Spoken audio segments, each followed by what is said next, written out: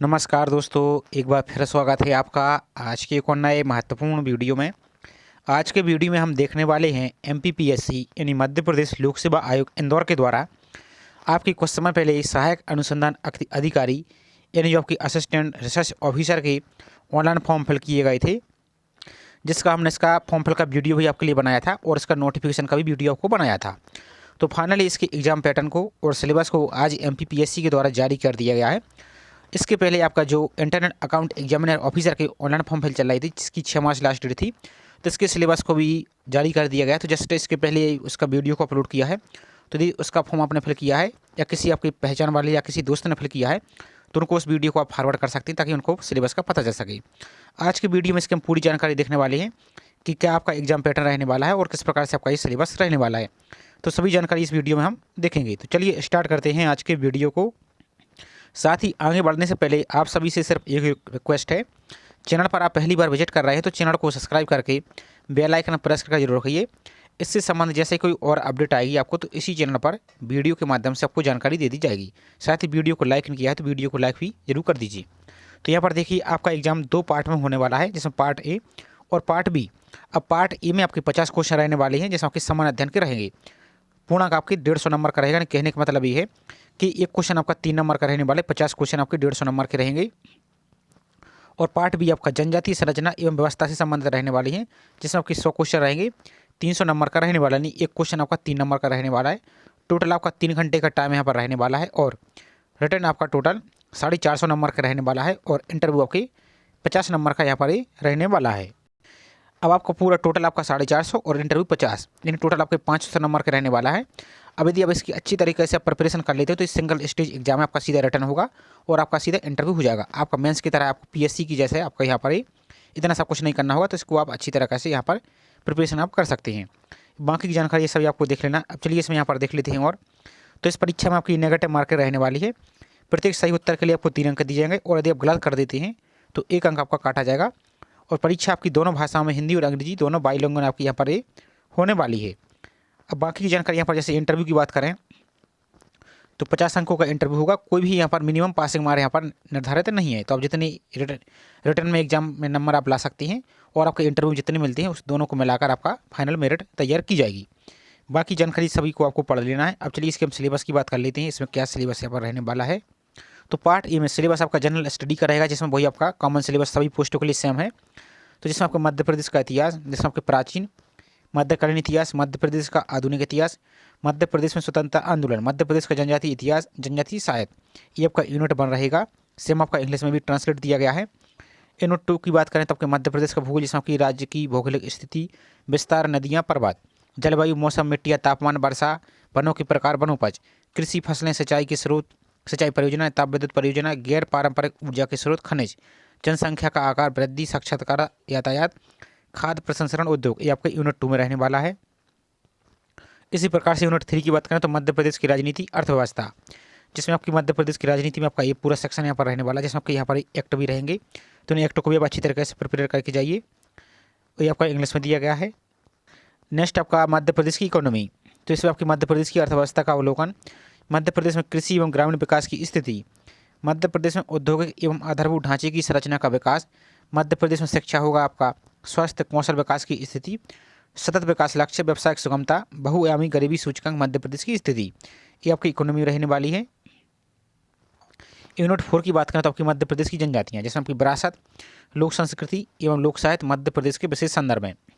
तो ये सभी आपका आर्ट एंड कल्चर प्लस आपकी यहाँ पर ट्राइबल समूह आपकी जितनी भी है जनजातियाँ, ये सभी आपके यहाँ पर रहने वाली है, जो कि आपने स्टेट सर्विस प्रीलिम्स के भी लिए आपने भी ये पढ़ा होगा।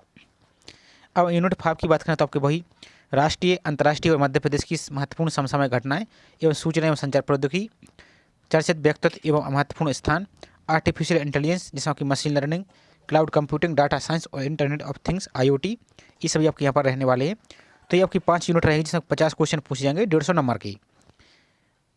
अब नेक्स्ट देख लीजिए। और जो आपका है पार्ट ए दिया गया, इसको भी आप हल्के मत लीजिए, क्योंकि आपका मेरिट में नंबर यहीं से आपके नंबर सबसे ज़्यादा, यदि आप इसको सही कर देते हैं तो इसमें आप कम भी ला लेते हैं तो आप मेरिट में आ जाएंगे। इसलिए आपको पार्ट ए तो आपको मौजूद करना ही है, साथ ही आपको पार्ट 2 भी आपको यहाँ पर मौजूद करना है।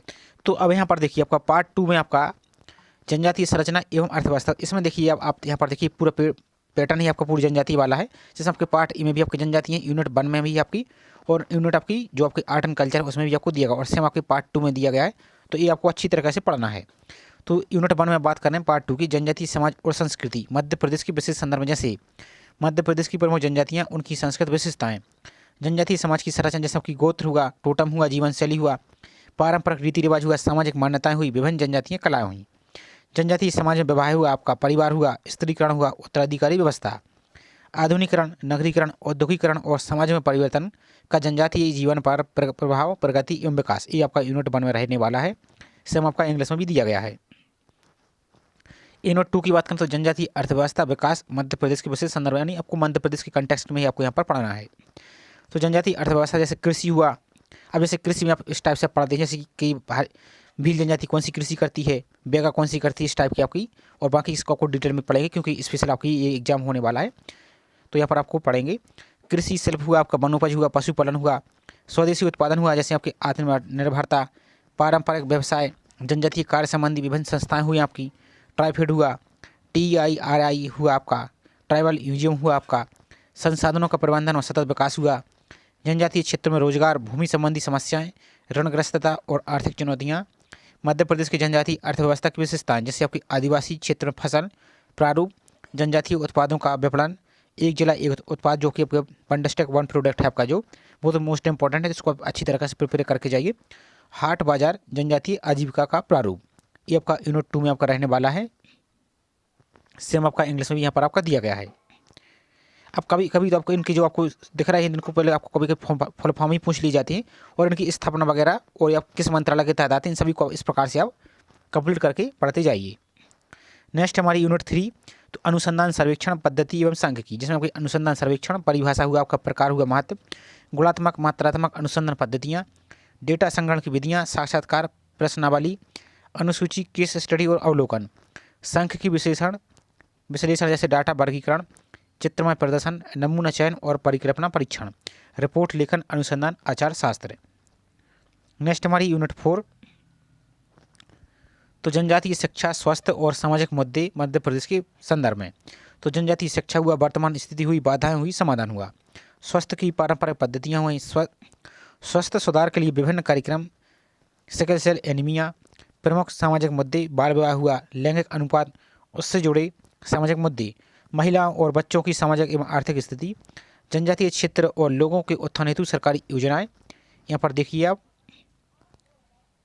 नेक्स्ट हमारी यूनिट 5, तो जनजातीय प्रशासन कानून मध्य प्रदेश के संदर्भ में, यहाँ पर देखते जाइए। तो जैसे भारतीय संविधान की जनजातीय अधिकार और संरक्षण, अब जैसे यहाँ पर आप जनजातीय से संबंधित आप जैसे DPSP हुआ आपका, और अन्य आपकी जैसे योजना हुई, और जनजातीय संबंध जैसे आपका अनुसूची हुई, जैसे आपकी 5वीं अनुसूची, 6वीं अनुसूची, इस टाइप से आप जो भी आपके प्रावधान है, पंचायती राज और जनजातीय स्वशासन, इनको आपको पढ़ना है। अनुसूचित जनजाति आयोग, पेशा अधिनियम, इनको भी आपको अच्छी तरीके से प्रिपेयर करना है। वन अधिकार अधिनियम, जनजातीय सशक्तिकरण, मध्य प्रदेश में जनजातीय कल्याण की पहल और सरकारी कार्यक्रम, ये आपकी यूनिट 5 में यहाँ पर रहने वाली। तो टोटल आपकी 5 ही यूनिट यहाँ पर रहने वाली हैं। अब यदि आप इसको अच्छी तरीके से प्रिपेयर कर लेते हैं और अच्छी तरीके से पढ़ के जाते हैं आप, तो इसमें आपका सिंगल स्टेज एग्जाम है, आपको किसी प्रकार का परेशान ज़्यादा नहीं होना है। सिंपल आपको फर्स्ट स्टेज यानी प्रीलिम्स आपको निकालना है, और सीधे डायरेक्ट आप इंटरव्यू में एंटर कर जाएंगे, और आप अच्छो इसको आप पोस्ट को यहाँ पर पा सकते हैं। तो ये छोटी सी जानकारी थी, आई होप जानकारी आपको पसंद आई होगी। जानकारी पसंद आई हो तो वीडियो को लाइक जरूर कीजिए, साथ ही चैनल पर पहली बार विजिट कर रहे हैं तो चैनल को सब्सक्राइब करके बेल आइकन प्रेस करके जरूर रखिए, इसी प्रकार की रेगुलर अपडेट पाने के लिए।